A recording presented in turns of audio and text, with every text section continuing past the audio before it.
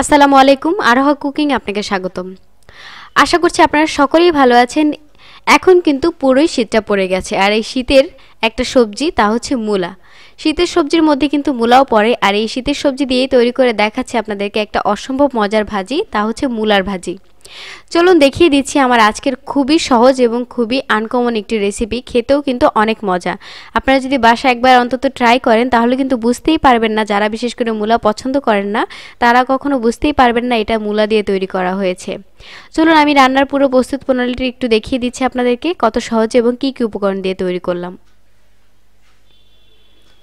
আমি এখানে নিয়েছি একটা প্যানে সরিষার তেল নিয়েছি এখানে আমি প্রায় 2.5 টেবিল চামচ পরিমাণে। দিয়ে দিচ্ছি পেঁয়াজ কুচি, এখানে আমি 1/4 কাপ পেঁয়াজ কুচি নিয়েছি। পেঁয়াজ কুচির পরিমাণটা একটু বাড়িয়ে নিতে হবে।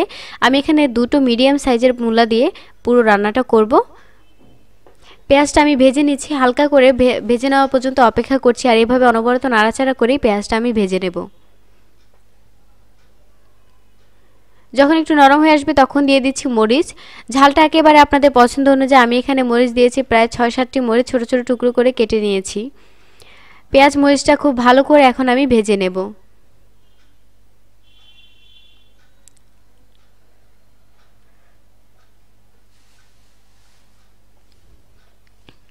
এখন আমি দিয়ে দিয়েছি হলুদের গুঁড়া 1/2 চা চামচ পরিমাণে, দিয়ে দিচ্ছি ধনিয়ার গুঁড়া 1/2 চা চামচ পরিমাণে, এবং এখন দিয়ে দেব মরিচের গুঁড়া। লাল মরিচের গুঁড়াটা আমি ব্যবহার করছি এখানে 1/2 চা চামচ পরিমাণে। আর সবশেষে দিয়ে দিচ্ছি লবণ। লবণটা স্বাদ মতো দিয়ে এখন আমি আবারও বেশ কিছুক্ষণ মশলাটা একটু ভেজে নেব।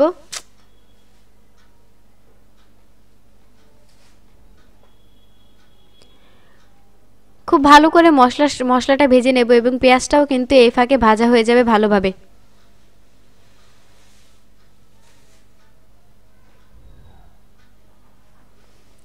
যখন এরকম ভাজা হয়ে যাবে এই পর্যায়ে আমি একটু দেখিয়ে দিচ্ছি, আমি এখানে কিন্তু মূলাটা খুব ভালোভাবে ছুলে তারপর একেবারে কুচি কুচি করে কেটে নিয়েছি, যেভাবে আমরা আলু সাধারণত কুচি করে কেটে থাকি সেভাবে একেবারে চিকন করে কেটে নিয়েছি আর দিয়ে দিচ্ছি এখানে।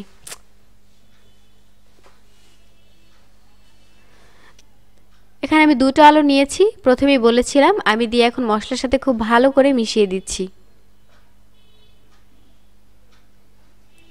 আর এই মেশানো কাজটা খুব ভালোভাবেই করতে হবে।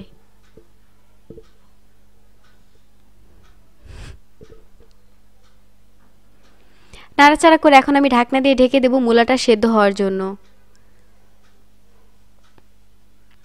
ঢাকনাটা তুলে নিচ্ছি, আর দেখতেই পাচ্ছেন একটু তেলও সাইডে ভেসে উঠেছে এবং পানিও যথেষ্ট পরিমাণে ভেসে উঠেছে মূলা থেকে।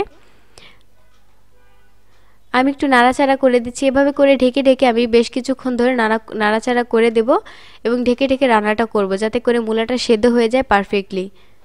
এখন আমি আবার ঢাকনা দিয়ে ঢেকে দিচ্ছি আর অপেক্ষা করছি বেশ কিছুক্ষণ। এই পর্যায়ে আমি ঢাকনাটা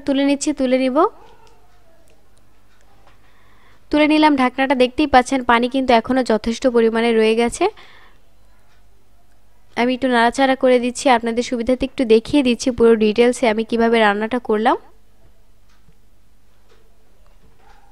পানিটা কিন্তু অনেকটা শুকিয়ে গেছে এবং তেলটা উপরে ভেসে উঠেছে।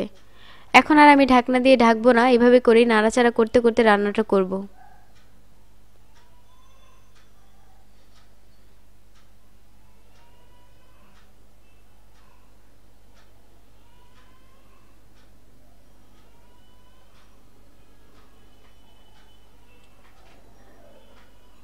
খুব ভালো করে এভাবে করে করতে হবে, আর এভাবে আমি একটু কড়াভাবে করে নিচ্ছি।